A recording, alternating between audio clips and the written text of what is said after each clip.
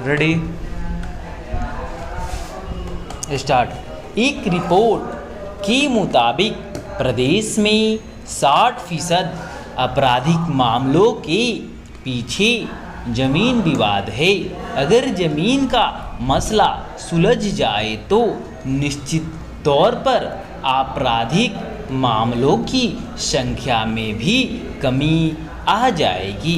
नीतीश कुमार ने 2005 में जब पहली बार जनता के दरबार में मुख्यमंत्री कार्यक्रम की शुरुआत की थी तो देखा गया था कि सबसे ज़्यादा शिकायतें ज़मीन से जुड़ी हुई ही आती थी।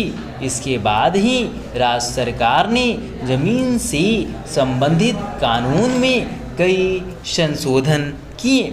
ज़मीन से संबंधित पारिवारिक बंटवारे को सहज और सस्ता बनाया ताकि आपसी झगड़े को कम से कम किया जा सके।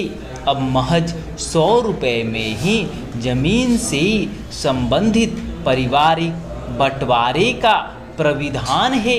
इसी तरह जमीन मापी को लेकर भी कई फरियादी जनता दरबार में आ रहे हैं। इसे देखते हुए राजस्व एवं भूमि सुधार विभाग ने सभी डीएम को निर्देश दिया है कि जमीन मापी को वे प्राथमिकता सूची में शीर्ष पर रखें, क्योंकि देर होने से अनावश्यक रूप से विवाद बढ़ रहा है।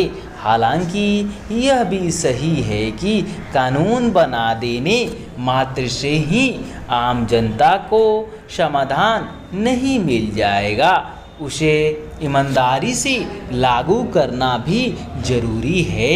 सरकार ने इच्छा शक्ति दिखाई है तो अधिकारियों को भी आगे आकर पहल करना होगा। जमीन मापी भी पारिवारिक बंटवारे से जुड़ी है। देखा जाता है कि एक परिवार में कई भाई हैं तो किसी एक के स्वार्थ के चलते बंटवारा नहीं हो पाता है।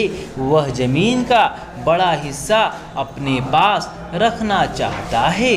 झगड़े की शुरुआत यहीं से हो जाती है।